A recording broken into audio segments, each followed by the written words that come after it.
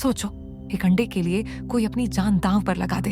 हाँ, आज की कहानी कुछ ऐसी ही है। आज जो कहानी मैं बताने वाली हूँ उसमें एक अंडे के पीछे छिपी है मौत, रहस्य और बदले की पूरी दास्तान।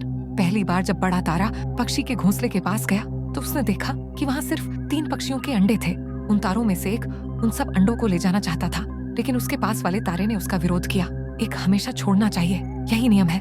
असल में तारा जनजाति स्टार ट्राइब अगले दिन एक प्रशिक्षण सभा ट्रेनिंग मीटिंग करने वाली थी। हर तारे को अपनी योग्यता साबित करने के लिए एक अंडा लेना जरूरी था, लेकिन जनजाति का एक और नियम भी था। घोंसले में एक अंडा छोड़ना अनिवार्य है ताकि बूढ़ा बाज ओल्ड ईगल दोबारा प्रजनन कर सके। इसलिए नोया ने तय किया कि वह 2 अंडे अपने 2 सबसे अच्छे दोस्तों अनाया और सुना को दे देगा। जब नोया थोड़ा उदास महसूस कर रहा था तभी आसमान से बूढ़े बाज की आवाज आई। नोया ने सिर उठाया और देखा कि पास के पहाड़ की चोटी पर एक बाज बैठा हुआ था। नोया एक पल के लिए बहुत उत्साहित हो गया और अपने दोस्तों के साथ उस बाज की तरफ दौड़ पड़ा, लेकिन उनके और बाज के बीच एक गहरी खाई थी। साथ ही थोड़ा पास जाने की कोशिश करने लगे। नोया ने मुड़कर एक लोहे की छड़ निकाली और उसी पल तारा आकाश में उड़ गया। लोहे की छड़ गहराई तक जमीन में धंस गई। फिर नोया जल्दी से उस लोहे की छड़ पर चढ़ गया। इस तरह लोहे की छड़ की मदद से नोया बाज के पास पहुंच गया। नोया यह देखकर हैरान रह गया कि बाज के घोंसले में दरअसल 4 अंडे थे। फिर नोया ने खुशी से अपने दोस्तों की तरफ हाथ हिलाया और बताया कि उसे भी बाज का अंडा मिल गया है, लेकिन का अंडा उससे थोड़ा दूर था। और जैसे ही वह उस अंडे को लेने गया, उसके दोस्त पास खड़े बस चिंता से देखते रह गए। जब उन्हें लगा कि नोया अब खाई में गिर जाएगी, उन्होंने देखा कि नोया एक हिलती हुई लोहे की छड़ पर लटक रही थी। दोस्तों ने राहत की सांस ली। इस वक्त भी नोया ने अपने दोस्तों को गर्व से अपने हाथ में पकड़ा हुआ बाज का अंडा दिखाया। जैसे ही तीनों वहाँ से जाने लगे, सुना ने अपना घोड़ा देखा। घोड़ा शायद अभी अभी किसी चीज से डर गया था। फिर नोया ने देखा कि उसका घोड़ा भी गायब है। तभी पास के जंगल से अचानक एक अजीब आवाज आई। सुना ने मुड़कर निशाने की तरफ तीर चलाया और उड़ गई। तीर सीधा निशाने पर लगा। बाज के अंडे जैसी आवाज के साथ ही पीछा शुरू हो गया। नोया और उसके दोस्त उस निशाने के पीछे दौड़ पड़े जिसे उन्होंने मारा था। जब वे सुरंग के पास पहुंचे तो तीनों रुक गए। उन्होंने देखा कि नोया का घोड़ा पास के एक पेड़ पर लटक रहा था, लेकिन उस रहस्यमयी गुफा के सामने वे आगे बढ़ने की हिम्मत नहीं जुटा पाए। तभी अनाया ने हिम्मत दिखाई और धीरे धीरे सुरंग की ओर बढ़ने लगी। नोया ने उसे रोकना चाहा, लेकिन अनाया खुद को नोया से ज्यादा बहादुर साबित करना चाहती थी। इसी बीच नोया का घोड़ा सुरंग के अंदर की ओर बढ़ता गया। नोया और सुना धीरे धीरे उनके पीछे पीछे चल पड़े। अनाया ने अपनी सूंघने की क्षमता से पक्का कर लिया कि सामने वाला कोई तारा नहीं है। ये सुनकर नोया और सुना थोड़े नर्वस हो गए। अनाया ने सोचा कि यह शायद कोई इंसान हो सकता है। फिर अनाया ने पेड़ पर लटक रहे घोड़े को पकड़ लिया और तीनों मुड़कर भाग पड़े। तीनों जल्दी से अपनी जनजाति की ओर लौटे। नोया बस जनजाति में वापस आई थी। छोटे तारे लिटिल स्टार्स जिज्ञासु थे और आए और पूछने लगे कि क्या उसने बूढ़े बाज का अंडा पाया। फिर अनाया ने अपने हाथ में पकड़ा हुआ बाज का अंडा दिखाया। यह देखकर छोटे तारे ईर्ष्यालु हो गए। सभी ने आश्चर्यचकित होकर आवाज निकाली। फिर वे अनाया के हाथ में बाज का अंडा लेने की कोशिश करने लगे, पर नतीजतन अनाया और सुना सीधे वहाँ से चली गई। फिर अनाया अपनी माँ के पास पहुंची। उसकी माँ अपने बेटे को वापस देखकर बहुत उत्साहित हुई। उसने अपने बेटे को कसकर गले लगा लिया। फिर उसकी माँ बाज का अंडा देखना चाहती थी जो उसने अभी अभी पाया था, लेकिन शरारती नोया ने कहा कि इसे वह केवल समारोह में ही देख सकती है। फिर उसकी माँ ने नोया से कहा कि वह अपने पिता से मिले और बताया कि उसके पिता उसका इंतजार कर रहे थे। नोया के पिता जनजाति के नेता थे। वे यहाँ सबसे अच्छे आवाज के शिक्षक भी थे और अब तक नोया ने बोलना नहीं सीखा था। उसके पिता और भी सख्त दिखने लगे। उन्होंने पूछा कि क्या चढ़ाई करते समय सब ठीक रहा। नोया ने गर्व से अपने पिता से कहा कि केवल वही घोंसले की चोटी तक पहुंची। इस बार उसके पिता ने अचानक कुछ सूंघा। उन्होंने नोया के हाथ में एक घोड़े को लिया और पुष्टि की कि उस पर इंसानी आत्मा है। उसके पिता ने तुरंत पूछा कि क्या वह पहाड़ के बाहर की घाटी तक पहुंची। नोया जानती थी कि पहाड़ के बाहर की घाटी उनका क्षेत्र था, वह वहाँ नहीं जाएगी, लेकिन उसके पिता को पक्का यकीन था कि घोड़े पर इंसानी आत्मा है।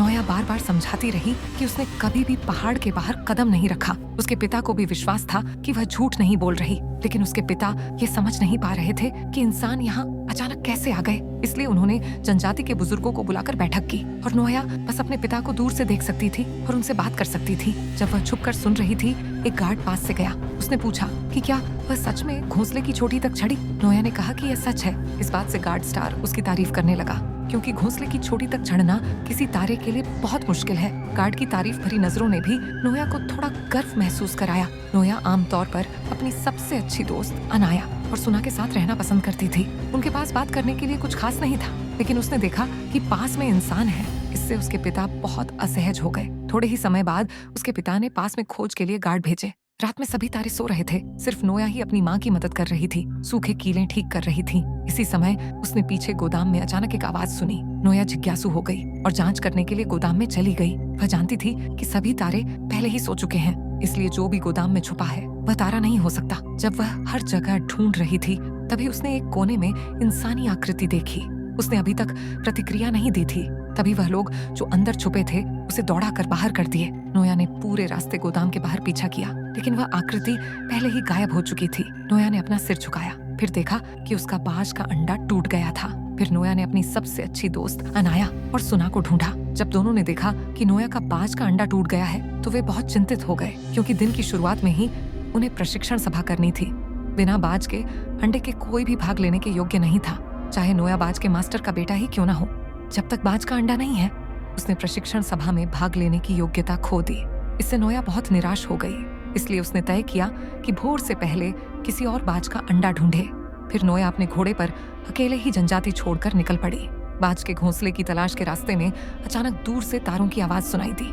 नोया जल्दी से घोड़े पर चढ़ी और आवाज की दिशा में देखने लगी। जैसे ही नोया आवाज की तलाश कर रही थी, अचानक जमीन पर कुछ तारे पड़े हुए दिखाई दिए और इन तारों के चेहरे पर मास्क लगे थे। जैसे ही नोया तारे के मास्क को हटाने ही वाली थी, पीछे से अचानक एक तारा सामने आ गया। ये तारा उसके पिता ने गार्ड सैनिक ओडा की जांच के लिए भेजा था, लेकिन ओडा बात पूरी करने से पहले ही जमीन पर गिर पड़ा। फिर नोया के पीछे बड़ी संख्या में तारे दिखाई दिए। नोया जल्दी से पास की घास में छुप गई। उसने केवल मास्क वाले तारों को ही देखा। उनके मुंह से ऐसा लग रहा था कि वे किसी इंसान को ढूंढ रहे हैं। जैसे ही वे बाज ने नोया के पिता के शरीर की निगरानी कर रही थी। नोया अपने मृत पिता को एक बेसहारा बच्चे की तरह देख रही थी। आंसुओं की धारा थम नहीं रही थी। फिर नोया ने अपने पिता को दफनाया। उनके कब्र के सामने खड़ी होकर अपने पिता से वादा किया कि वह अपनी माँ और अपने परिवार को ढूंढेगी और उन्हें घर ले जाएगी। इसके बाद नोया अपने घोड़े पर सवार होकर पहाड़ से बाहर निकली, जिसे उसने कभी नहीं छोड़ा था। सुरंग के रास्ते से नोया दूर तक दौड़ी। जब नोया जंगल में पहुंची, उसने अचानक देखा कि दूर धुएं का गुबार है। तो नोया तैयार हुई ऊपर जाकर देखने के लिए कि क्या हो रहा है, लेकिन जब वह धुएं के पास पहुंची, वह एक जाल में गिर गई। तुम कितने जवान हो, बिना अपने मास्क के, बिना इसके। बोलो, कोई मास्क नहीं, मैं वे नहीं हूँ, अपना बचाव करो। उन्होंने मेरे पिता को मार डाला, चुरा लिया मेरा गाँव। मैं उनके निशान का पीछा कर रही हूँ। मैं राका हूँ। जब लाल ओरंगुटान को यकीन हुआ कि नोया कोई बुरा इंसान नहीं है, तभी उसने धीरे धीरे अपना हथियार नीचे रखा। फिर उस लाल ओरंगुटान ने नोया को बताया कि उसका गांव भी मास्क पहनने वाले लोगों ने तबाह कर दिया था। वह खुद इंसान थी, फिर भी उसे बंदरों से मदद मांगनी पड़ी, क्योंकि कुछ दिन पहले नोया और राका अपने कबीले के लोगों की तलाश में निकले थे और एक लड़की नोवा हमेशा उनके पीछे पीछे चल रही थी। भूख मिटाने के लिए नोवा धीरे धीरे नोया और राका के पास आने लगी। जब राका ने उसे देखा तो हैरान नहीं हुई, बल्कि उसने अपना खाना भी नोवा के साथ बांट लिया। धीरे धीरे तीनों एक दूसरे के करीब आने लगे, लेकिन नोया अपने पिता की वजह से हमेशा इंसानों से दूर रहना पसंद करती थी। इसलिए राका ने उसे इंसानों और बंदरों के इतिहास के बारे में बताया। उसने कहा कि उनकी पहली मुलाकात बहुत पुरानी थी। पहली पीढ़ी के बुजुर्ग सीजर कभी इंसानों के साथ रहते थे। सीजर को इंसानों ने ही पाला था, इसलिए वह हमेशा इंसानों के प्रति दयालु और चिंतित रहता था। राका खुद इस बात को अजीब मानती थी, फिर भी उसने बड़ी दिलचस्पी से नोया को सारी बातें बताईं। उनके बात करते वक्त नोवा पास में ही रही और कहीं नहीं गई। अगली सुबह जब नोया निकलने की तैयारी कर रही थी, राका ने कहा कि वह नोवा को अपने साथ ले जाएगी, लेकिन नोया ने मना कर दिया। उसे लगा कि इंसान बहुत धीमे और बोझ बन जाते हैं। इतना कहकर नोया अपने घोड़े पर सवार होकर चली गई। राका वहीं रुकी रही, लेकिन वह नोवा को अकेला नहीं छोड़ना चाहती थी, इसलिए राका ने नोवा को भी साथ ले लिया। इस तरह दो बंदर और एक इंसान की साहसिक यात्रा एडवेंचर शुरू हुई। लंबे सफर के बाद उन्हें जंगल में एक मानव बस्ती मिली। ये देखकर राका हैरान रह गई। उसे लगा था कि इंसान अब लगभग खत्म हो चुके हैं, लेकिन यहाँ इतने सारे इंसान देखकर वह दंग रह गई। वहीं नोवा बहुत उदास दिख रही थी। नोया वहाँ ज्यादा देर रुकना नहीं चाहती थी, क्योंकि उसे तो बस अपनी माँ और अपने लोगों को ढूंढना था। इसलिए उसने घोड़े पर बैठकर आगे बढ़ने का फैसला किया। राका ने वहीं रुककर नोवा और अन्य इंसानों की मदद करने का निश्चय किया। इस तरह दोनों अलग हो गए। जब नोया चली गई, नोवा भी उसके पीछे जाना चाहती थी, लेकिन लाल औरंगुटान ने उसे रोक लिया। तभी अचानक एक तेज बिगुल हॉर्न की आवाज़ें आई। ये सुनकर पानी पी रहे इंसान और ज़ेब्रा डर गए। देखा तो मास्कधारी बंदरों की सेना फिर से आ गई थी। नेता के आदेश पर सभी बंदर सैनिकों ने हमला कर दिया। वे इंसानों को जानवरों की तरह पकड़ने लगे। भागते समय राका और नोवा भी भीड़ से बिछड़ गए। कुछ ही देर में बंदर सैनिकों ने इंसानों को नदी के बीच घेर लिया। ये देखकर नोवा जल्दी से किनारे की ओर भागी और बंदर सैनिक उसके पीछे पीछे दौड़ पड़े। ये दृश्य नोया ने दूर से देख लिया। बंदर सैनिकों का निशाना था नोवा को पकड़ना। राका ने जब देखा कि नोवा खतरे में है तो उसने एक बड़ा पेड़ का तना उठाया और उसकी मदद करने दौड़ी। तभी बंदर सेना की नेता ने भी नोवा को देख लिया। अपने सैनिकों को नाकाम देखकर वह खुद घोड़े से कूदकर नोवा को पकड़ने पहुंची। नोवा ने उनकी नजरों से बचने के लिए घास में रेंगना शुरू किया, लेकिन वहां बंदरों की संख्या बढ़ती जा रही थी। वह लगभग पकड़ी ही जाने वाली थी कि तभी उसे नोया की आवाज सुनाई दी। मदद की उम्मीद में